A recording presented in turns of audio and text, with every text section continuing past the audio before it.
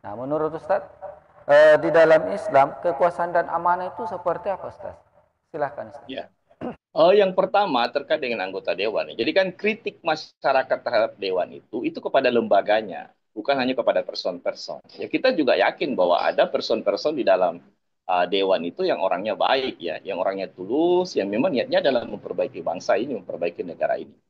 Tapi kalau kita menilai atau mengevaluasi DPR sebagai sebuah lembaga, maka kita bisa pastikan DPR sebagai sebuah lembaga tidak lagi menjadi lembaga perwakilan rakyat, ya, menjadi lembaga yang menyampaikan aspirasi rakyat, apalagi dalam kondisi ketika seluruh partai-partai yang ada di dalam parlemen itu berkoalisi dengan penguasa yang seakan-akan mereka sisa menjadi stempel bagi seluruh kebijakan-kebijakan penguasa, meskipun kebijakan itu mensolimi rakyat.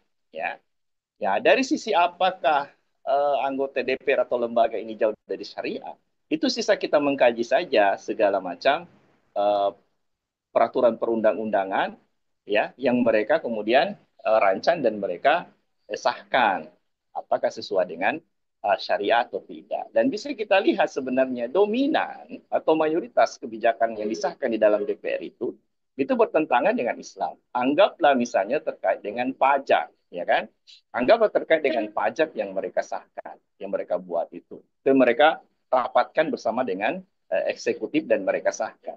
Di mana pajak yang mereka sahkan itu adalah pajak yang masuk kategori al-maksi, yaitu pajak yang ditarik secara permanen dan dari seluruh masyarakat tidak peduli kaya atau miskin. Padahal Nabi sudah pernah bersabda, la yadkhulul jannah sahibul maks. Tidak akan masuk surga pemungut pajak itu pemungut pajak yang dimana pajak itu ditarik dari seluruh masyarakat, tidak peduli kaya atau miskin, ya kan? Itu contoh. Yang contoh yang kedua, misalnya terkait dengan peraturan perundang-undangan atau undang-undang Minerba misalnya, undang-undang yang mengatur tentang sumber daya alam, yang mereka hanya sekedar menjadikan negara sebagai regulator. Pada dalam konteks syariah, sumber daya alam itu adalah milik rakyat secara umum, yang negara itu tidak boleh menyerahkannya kepada swasta, apalagi menyerahkannya kepada asing. Karena itu adalah kekayaan yang menjadi milik rakyat. Negara harus mengelola dan mengembalikan kepada masyarakat secara keseluruhan. Jadi bisa kita lihat bahwa banyak sekali peraturan perundang-undangan yang dibuat oleh DPR bersama dengan eksekutif yang itu bertentangan dengan Islam, yang bertentangan dengan syariat. Nah, sehingga wajarlah kemudian negeri ini mendapatkan berbagai macam persoalan atau musibah-musibah atau konflik-konflik sosial.